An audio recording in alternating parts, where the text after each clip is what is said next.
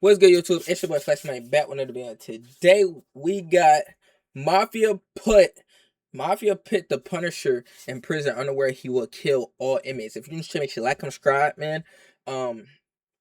Everything you need to know about me is in the link down below over yonder. So make sure you go check them out. You feel me? You know what I'm saying? Egg lady. But yeah, man, another movie short. And let's get into the video. We're gonna do a part 1, part 2 to this. I ain't gonna lie, cause this junk an hour long. So yeah, part 1 and a part 2. I'm gonna make it like 30 minutes type shit. Because I like it. Hell, I love it. You people, you call me the Punisher, ain't that right? The big bad Punisher. Mafia will heal underwear. He'll kill them. Punisher. All inmates. You hear me? I'm guilty. My party, I'll kill every one of them. I'll kill every single. Open the door. Open the goddamn door. There he is. Let's go. Let's go. Let's go.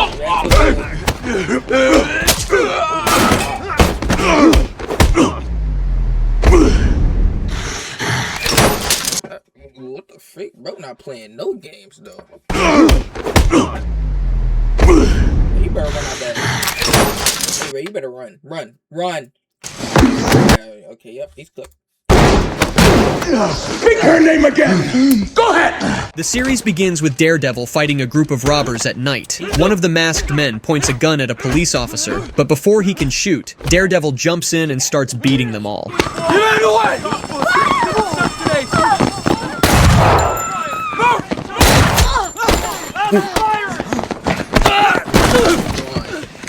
Drop the gun. I appreciate it, bro. Oh my shit, my phone on focus on. Out of my way.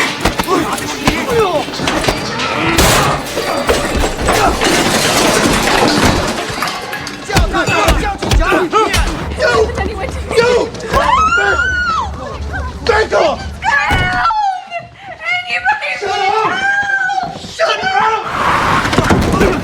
Get out of the car now.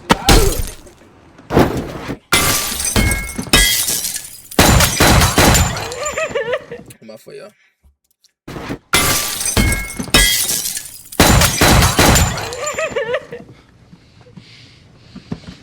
Gonna buy him down a little bit. Alright, but hold on. Yo. The next morning, Foggy and Matt are walking on the streets, having a conversation. Foggy is worried about Daredevil's safety and fears losing his friend Matt, who is actually the Daredevil. While talking, Foggy notices blood behind Matt's ears, but Matt brushes it off, telling Foggy not to worry. Every molecule in your body hurts? No, never. Oh, I'm in agony, dude. What, do you go back to the gym? Hell no. Mind if I ask you a personal question? Go ahead. Are you insane? Yes. So come on, what is it? What's the problem? No wingman. You never come out with me anymore.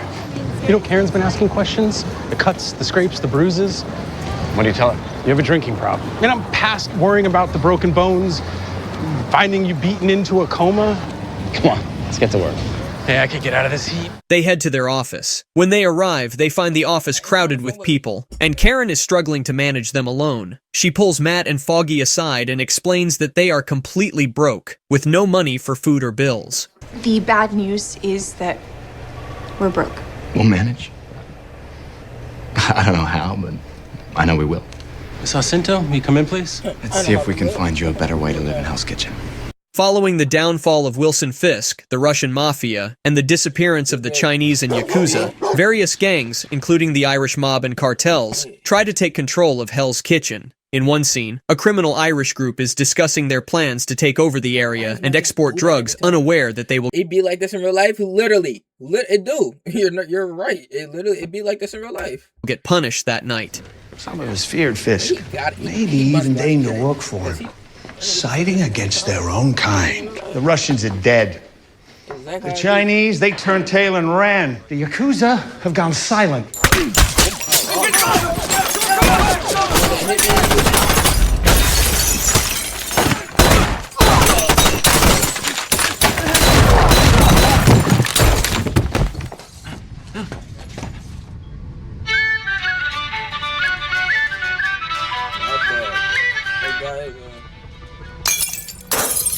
killing everyone except one man, Grotto, who manages to hide behind a table. Later, Foggy, Matt, and Karen are at a party, having fun. Karen teaches Matt how to play pool game, and Matt senses her heart beating strongly as they get close. Karen leaves to buy drinks, and Matt notices a man with a gun. The man, named Grotto, is looking for Nelson and Murdoch for protection. Matt approaches him, and Grotto shares his story, asking for safety in exchange for information. We weren't hit by any rival family either. I'm telling you, we were hit by an army.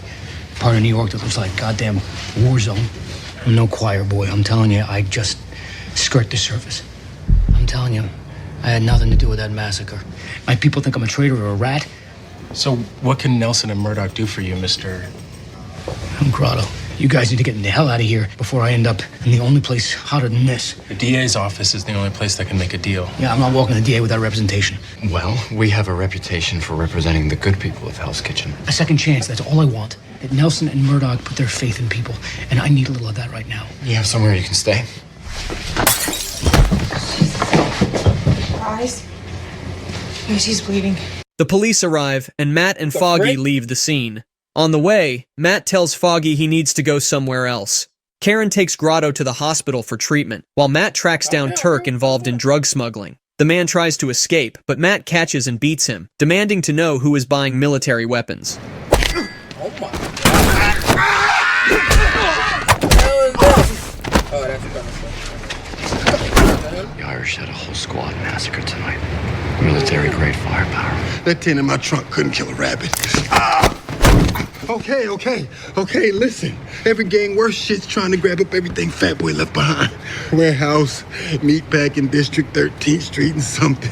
Listen, man. I gave you what you wanted. Just let a brother go, huh? We both know I'll be back out by the end of the month.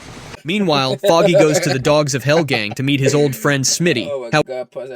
However, the gang mocks him when he mentions Smitty's name. One man takes Foggy aside and informs him that Smitty is dead.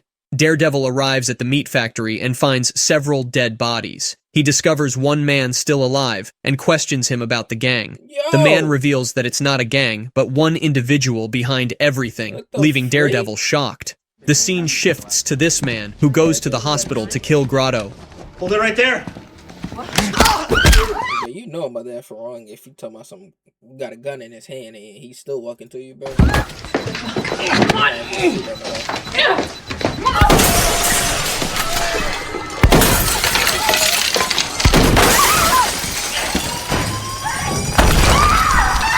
She starts her car and tries to escape amid heavy gunfire. The man reaches the rooftop and is about to shoot Grotto when Daredevil intervenes.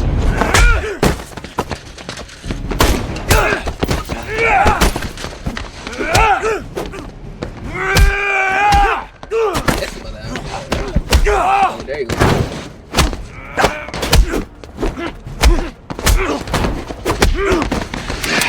Bang. The police arrive at the crime scene, investigating about the hospital incidents. Foggy is very upset and keeps calling Matt, but Matt doesn't answer. Foggy eventually reaches the rooftop and finds Matt, who is seriously injured. Matt having been shot in the head, but his bulletproof mask saved him. Foggy takes Matt to his apartment, where he angrily warns Matt to stop getting involved in this dangerous situation. You got shot in the head. You're lucky you're not in the morgue. I should have heard it, you know. He's a lunatic, Matt. I went to the hospital. I saw what he did. I'm gonna put on some pants. No. It's okay, I know I need to get going. We don't need to do anything. Foggy, I don't want to do this. Karen's safe. You saw what he did to the Irish. You didn't see what he did to the Mexican cartel. He hung them on meat hooks.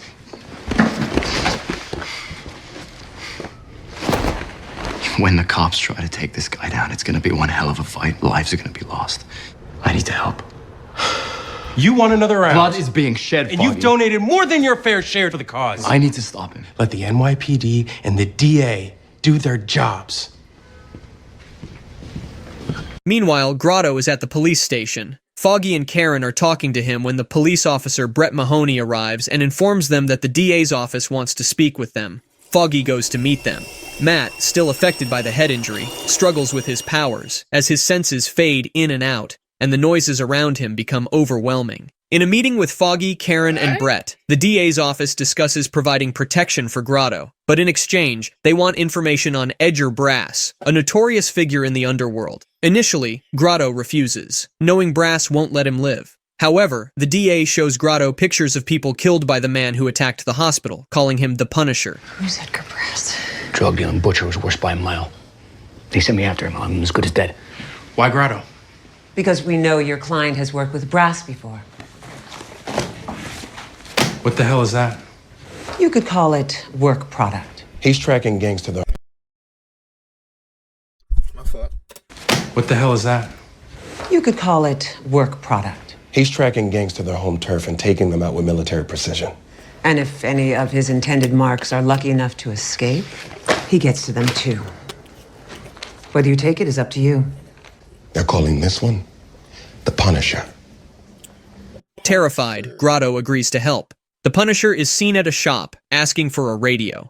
The shop owner gives him everything he asks for, but then offers him child videos. Do I know you? I need NYPD mobile communications rig. Sure you're not a cop? Because that's trouble I don't need. It's $1,000. We're talking about a one-of-a-kind item. Videotape. What about the double barrel under the counter? I mean, hold on, sure I can't get you anything else? Back door, grannies, or maybe you're in the market for something younger. She's barely 12. For $100, she's all yours. What the hell are you doing? I'm just trying to make a buck. Matt eventually regains consciousness. Damn, bro, chill. And feels better. He hears a knock at the door and finds Karen there. They discuss what happened to Matt, and Karen also informs him about the Punisher. Determined to stop the Punisher, Matt visits Melvin Potter, the man who designed Daredevil's suit. After inspecting the damaged helmet, Melvin agrees to repair it temporarily, but warns Matt that it won't be as durable as before. You gotta understand, it's not just the crack part that's broken. The crack makes the whole thing fragile like a bird egg. I gotta make you a new one. What can you do for me tonight? I'll reinforce the cracks, but it won't keep you safe. Matt heads to a location where he hears the sound of police cars, realizing they've found the Punisher's hideout. Meanwhile, the Punisher arrives at a Dogs of Hell hideout and kills everyone inside. A meeting between Grotto and Brass is about to happen, but Brass is unaware that Grotto is working with the DA to trap him. Grotto wears a hidden microphone and heads toward the meeting. Suddenly, a man attacks Grotto, who turns out to be working for the DA. The DA's real target isn't Brass, but the Punisher, knowing he will go after Grotto. Karen and Foggy are furious with the DA for using Grotto as bait.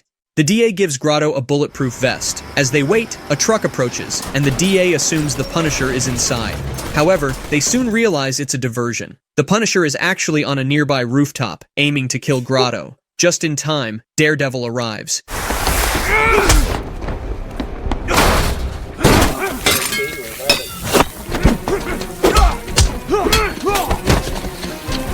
Grotto's getting away. We have to go get him. No, you can't go out there. Foggy. This place is about to become a war zone.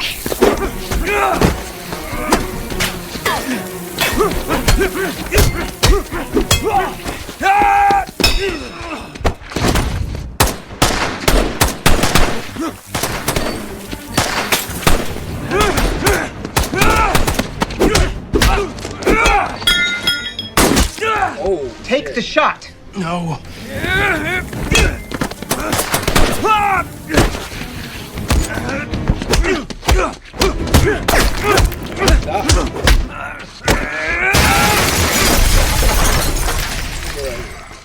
Going to war.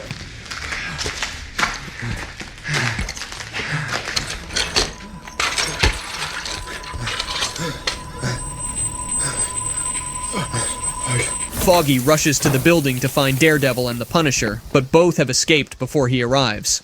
The scene shifts to the past, where a nun is taking care of Matt as he lies unconscious. In a dream, water turns into blood, and Matt wakes up, realizing that the Punisher has tied him up with a chain. Matt learns that the Punisher's real name is Frank. They begin talking, and Matt questions Frank about why he kills people.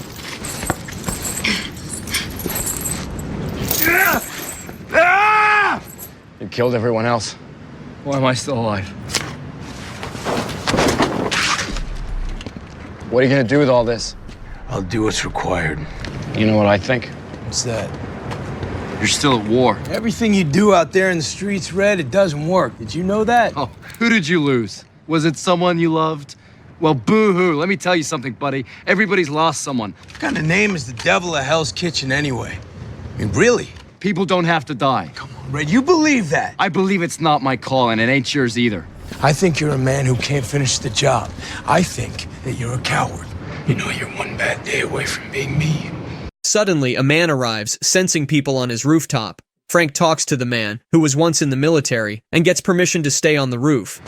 Hey, Marine. Yeah. Semper Fi.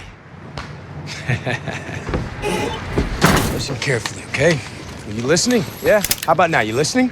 I think that the people I kill need killing. That's what I think. You left men hanging from meat hooks. They got off easy, in my opinion. You run around this city like it's your damn shooting gallery. Yeah, what do you do? You throw them in jail a week, a day later, they're back on do the the same thing. Like, come on, bro. streets doing the same goddamn thing. A human being Like, doing the same thing. Y'all both doing the same thing. who did a lot of stupid shit, maybe even evil, but had one small piece of goodness in him. And then you come along and that one tiny flicker of light gets snuffed out forever. Yeah, nobody got hurt or didn't deserve Oh, it. yeah. What about you, Frank? What happens the day someone decides you deserve it? They better not miss. You ever doubt yourself, Frank? Not even for a second. Really? I think there's no good in the filth that I put down. That's what I think. And how do you know? I just know. I think that this world, it needs men that are willing to make the hard call. That's what I think. I think you hit them and they get back up. I hit them and they stay down. People you murder deserve another chance. What, to kill again, rape again? Is that what No, you Frank, want? to try again, Frank. There is goodness in people, even in you. And you're gonna have to kill me because I'm never gonna stop coming for you. Meanwhile, Foggy goes to the hospital where Claire Temple works, hoping Matt might have come for treatment, but he hasn't. Both Foggy and Claire are worried about Matt. Back at the office, Karen is anxious, fearing that the Punisher will come after her. She receives a call from Grotto, who tells her he's leaving the city. Karen urges him to come back, but Grotto doesn't trust her and refuses. At the hospital, Foggy is still with Claire when a man starts attacking people. Foggy and Claire manage to calm him down. Karen later visits Black Towers to request files on the Punisher. When Matt regains consciousness, he finds a gun in his hand, while Frank is beating Grotto. Stop it, Frank! He doesn't deserve to die just because you caught him stealing cars! Is that what you think? You're doing a little more And they call him? than that a few months ago. What are you trying to prove, Frank? Frank, I'm not gonna shoot you, Frank. Nothing happened. I'm sorry. Just shut up! Stop talking, Grotto! You say it. I didn't know. The old lady was in the house. She started screaming. I begged her to stop. What did you do? She saw my face. I had no choice. You still think this piece of shit is worth saving? I'm not gonna shoot him. After confessing, Grotto breaks down and begs for his life. Matt tries to convince Frank not to kill him, arguing there are other ways to punish him. Frank tells Matt there's a gun in his hand with one bullet, giving Matt the choice to kill either him or Grotto. I'm losing patience, Red. Don't you dare shoot him. Nah, it's a bad idea. You see, he'll kill again. Killing him's not gonna bring anybody back. Nah, but it will keep him from hurting anybody else. No. You don't do it, his death's on you. Either way, you're a killer. Two! What kind of choice is that?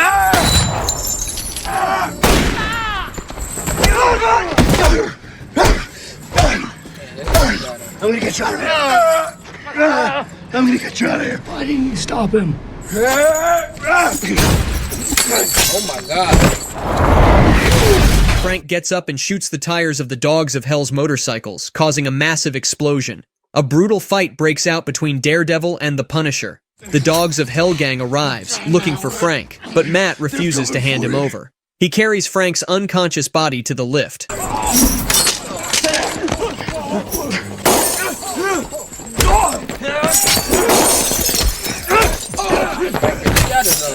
Why are y'all even trying to fight them? Like, why? Just why?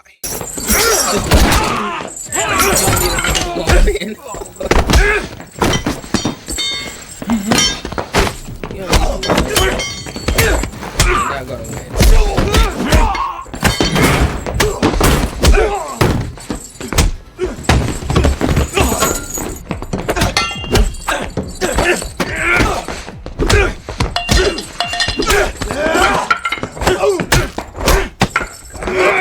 Belt to ass, switch to booty, boy.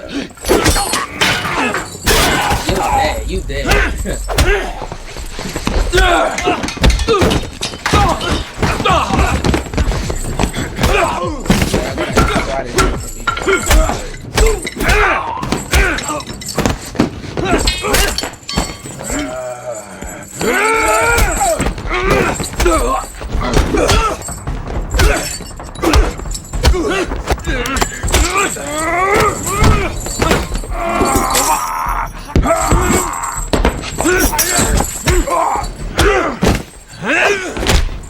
However, by the time Matt gets to the elevator, he finds that Frank has awakened and escaped from the place. Meanwhile, Karen is studying the files on the Punisher and discovers his real name and history. The Irish gang is holding a funeral for people killed by the Punisher. A man named Finn, whose son was among the dead, arrives. Finn makes an immediate impression.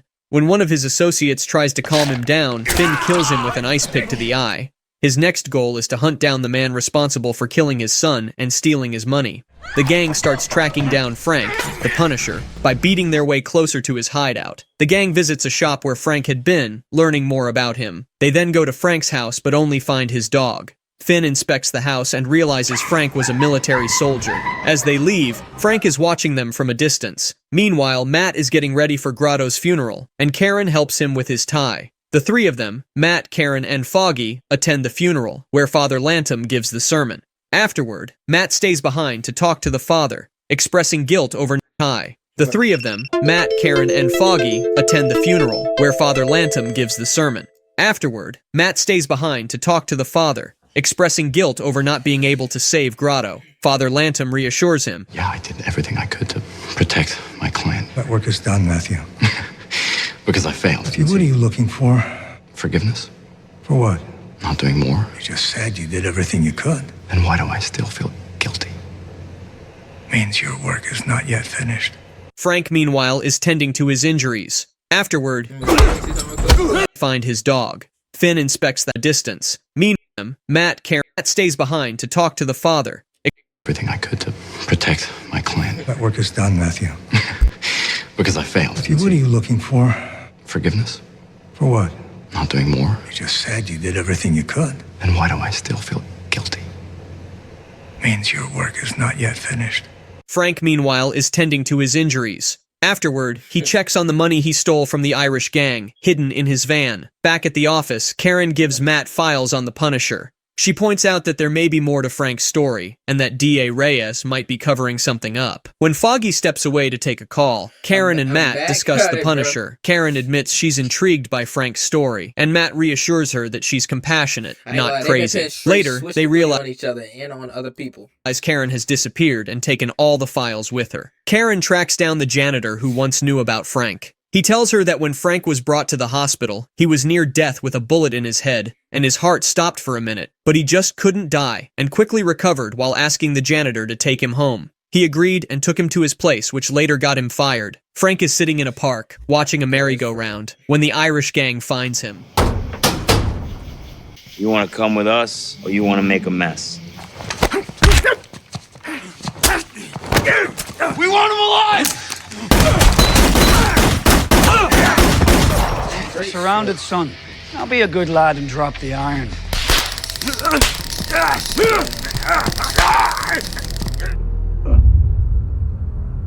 Brett Mahoney is investigating a murder when Daredevil shows up, asking if the Punisher is responsible. Brett reluctantly shares that the Irish are after Frank. He also criticizes Daredevil, saying vigilantes make things harder for the police. Matt insists they're on the same side. Just before leaving, Matt overhears a radio call revealing the location where Frank was captured by the Irish. Karen breaks into Frank's house. She finds signs of a family life, including a room for Frank's daughter, Lisa. She also sees photos of Frank with his wife and children, along with evidence of his military service. The house has been left exactly as it was, and Karen becomes emotional. Who did this? Go to hell. The one they call Punisher. Where is he?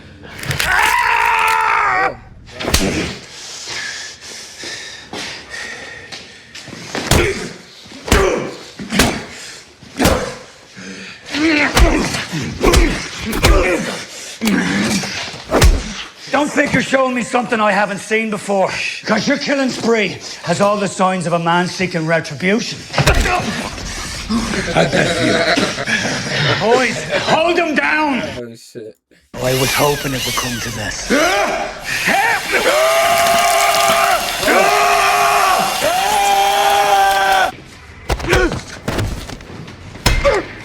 Take that side. It seems like you've taken a liking to this mutt. What the fuck is that? Hey, let him go! Money's in a van. Okay, it's in a van. I'll keep you alive until the cash is safe at hand. Yeah?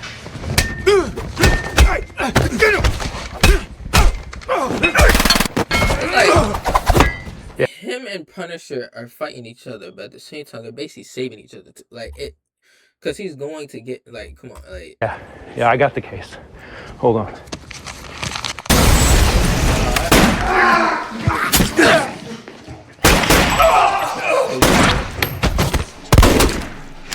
Jimmy! Who killed my family?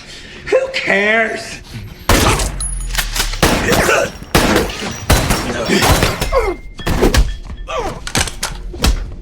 They're gonna pay. Every single goddamn one of them. They will.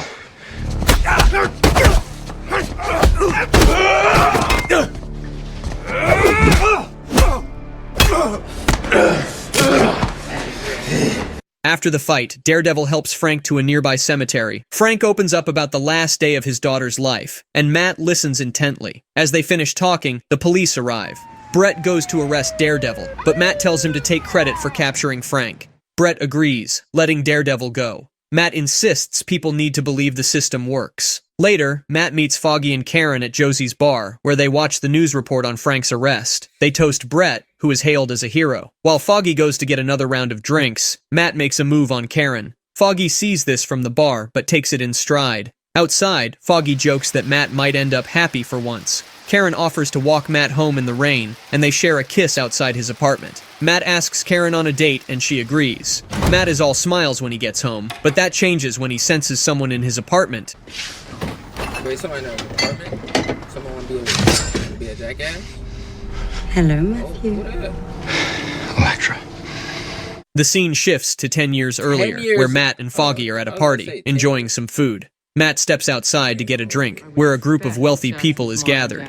As he listens to the conversations, he picks up on a peculiar sound coming from Electra. A security guard notices Matt and tries to stop him, asking how he got there since Matt doesn't have an invitation. Electra saves Matt from being kicked out and then mocks him, calling him a boring and naive poor student. Matt counters her insults by calling her a bored, rich girl. Intrigued, Electra takes a liking to Matt, and the two speed off in her likely stolen Porsche. Later, Electra brings Matt to his father's old gym, where Matt opens up about how his father was killed by a criminal named Roscoe Sweeney. Electra then takes a swing at Matt, testing her theory that he's more than just a blind law student. You never saw your father fight.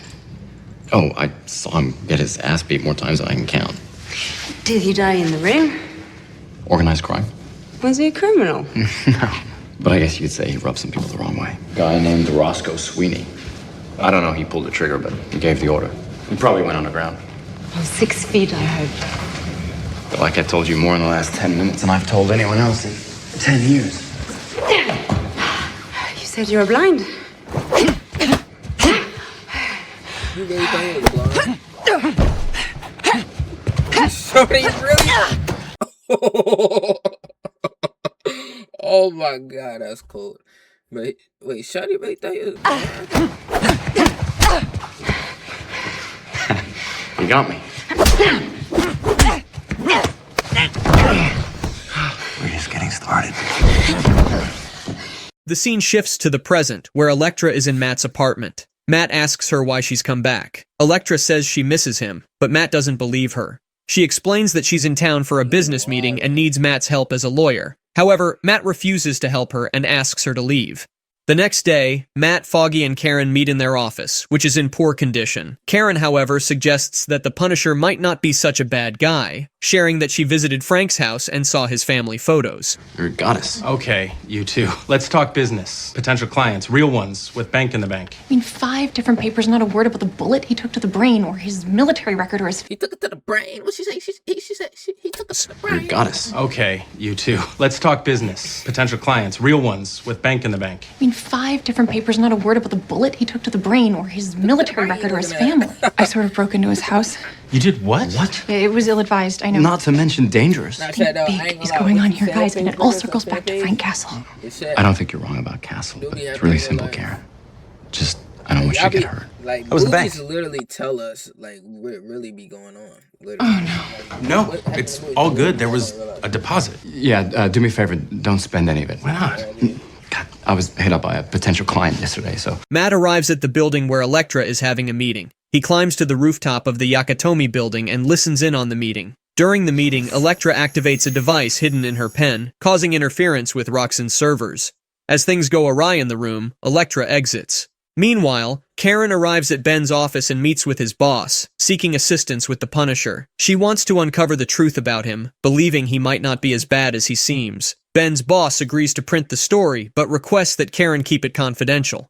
Karen agrees, and they head to the records room to find more information. The publisher eventually leaves the room, allowing Karen to search through the records on her own. Marcy meets with Foggy, who called her for a meeting. Initially, Marcy thinks it might be a date, but Foggy clarifies that he needs information about the DA's corrupt activities. Marcy reveals that the DA wants to kill Frank and that they're also planning to run for mayor. Foggy is alarmed, realizing the implications for Frank and the DA's increasing influence. Marcy also mentions Jessica Jones, who possesses unique powers. Karen continues searching the records and finds an article about a gang fight involving 3 gangs. She connects these gangs to the death of the Punisher's family and takes the newspaper with her as she leaves. Matt and Karen plan to celebrate their date night. When Karen steps away to use the washroom, Matt receives a call from Elektra, who asks for his help. I'll be back in just a minute. Yeah. Order something fantastic. Sure. Matthew Murdoch. Yeah. You have a call. This is Murdoch. Sorry to bother you while you're out, but I told you. Maybe I just missed you. But don't worry, you can keep the money. If you really want to be done, consider this me firing you. When Karen returns, Matt tells her he has urgent business to attend to. Karen suspects Matt is avoiding their date, but Matt explains he wants to go somewhere more comfortable. Karen agrees, and they head to a different location where they spend quality time together. After walking Karen home and sharing a kiss, she invites him upstairs, but Matt declines, saying he doesn't want to complicate their relationship. As he leaves, Matt encounters 2 people attacking a man. The scene then shifts to the past, where Elektra takes Matt to a suburban house. They confess their love and imagine a future together as a married couple with children. However, when the homeowner arrives, Elektra reveals that it is actually Roscoe Sweeney, the man who killed Matt's father. Oh, Jesus Christ. When I get out of this, I will hunt you. No. When you get out. Couple of kids playing house. Hey, watch your tongue. Al just couldn't stay anonymous. He had to spend his blood money. You don't remember me. I killed a lot of guys' dads. Then let me help you. The fuck you just a dad killer, gang? Bust his head open. Bust his head open! You super thug? All that hard. Yeah. Father Matthew. Nothing will stop me from bloodying the street with your corpse.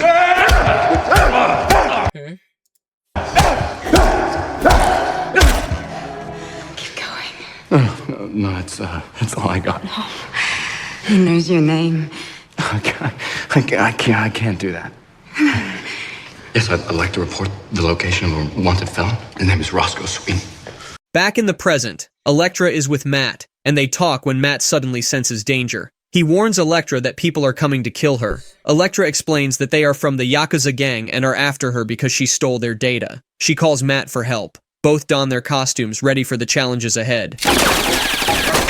For help, that they are from the Yakuza gang and are after her because she stole their data. She calls Matt for help. Both don their costumes, ready for the challenges ahead.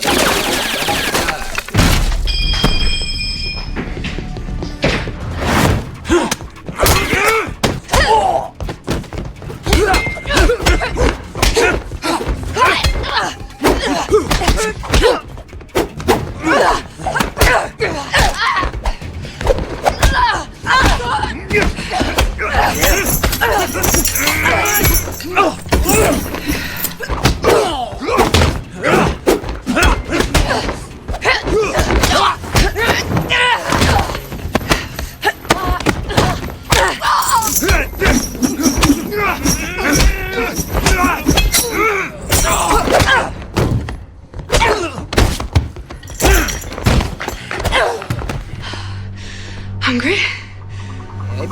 After the fight, Matt and Elektra reach. They just gave them pain. They just gave them pain.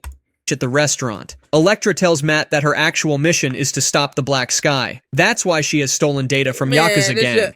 We really don't know who we don't know who he's doing. Matt tells her that if she wants to take help of him, she will not kill anyone in the future. Matt makes a deal with her that as soon as she finds Black Sky, she will leave and will not turn to Matt. Elektra agrees on this. We do it together. We take them down fast and hard.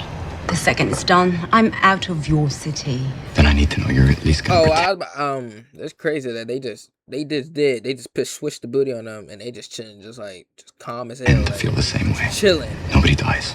Do you understand? People just around them don't know. They just. But I've actually moved on in the 10 years since you left. I'm seeing someone now. You never take down know the Yakuza, who you around. you're gone. Right? I don't want to ever see you again. Absolutely. Karen and Foggy are in the office when a DA member arrives, requesting Karen's signature on a document stating that Frank tried to harm her. Karen knows this isn't true and refuses to sign. Matt arrives and asks who the DA member is. The DA member claims to be Frank's defense lawyer, but admits that the DA has paid him to make this claim. Matt asks him to leave. Afterward, Matt, Foggy, and Karen decide to fight for Frank's case to ensure he gets justice. They meet with Brett, who has been promoted to a high-security position. Matt tells Brett everything, and although Brett is initially hesitant, he agrees to help. Frank Castle. My name is Matthew Murdoch. I know who you are. We don't want money for our services. We're not interested in fame or free advertising. You're very good at making powerful enemies. Someone in the DA's office wants you dead, Mr. Castle. And we'd like to know why. Kind of like what you did for Grotto. Karen, Foggy. You want answers? So do we. Why were you in my house? Who's in there? You three out. Get your things and go. We have a little bit of business here left. Frank Castle already has counsel. Matt Murdoch, is it? Yeah, pleasure to meet you. Leave this ward, leave this man, leave this entire case behind before you wake up 6 feet under the ash that We have our case files to back up our story. How's your side looking? Fact of the matter is, Ms. Reyes, the only person who shouldn't be here right now is you. Unlike his current legal counsel, we can actually help him. You already did. Says Nelson and Murdoch was lawyers now. Finally feel like we have the upper hand against that woman. An assistant arrives, sent by the client who had previously given them a large sum of money. Matt goes to Elektra's car, and she insists that he must accompany her, providing him with clothes to change. Despite Matt's reluctance, Elektra explains that the party they're attending is hosted by the Yakuza. Meanwhile, Foggy and Karen visit Frank, who refuses to share any information. Frank asks Foggy to leave so he can speak with Karen privately. Though initially resistant, Foggy leaves. Karen questions Frank about the day he lost his family. Frank explains that he was resting upstairs while a gang fight occurred far from his home. He was unaware that the gang would enter his house, where his wife and children were. When he heard noises and went downstairs, he found his family dead. But you and I know you and your family. You were at the carousel that day. How much can you remember? This ain't about what I remember. Yes, it is. I heard a shout. Scream. Who did you see? The cartel. Irish. Bikers. My job was to keep them safe. I didn't. The questions can wait a minute. I'll just, Just stay. Matt and Elektra arrive at the Yakuza's party. Elektra is targeting a man named Gibson, who is heavily guarded. Matt uses his blindness to his advantage, spilling a drink on Gibson's clothes to force him to the bathroom. What the hell? Did the power go out or did you hit the switch?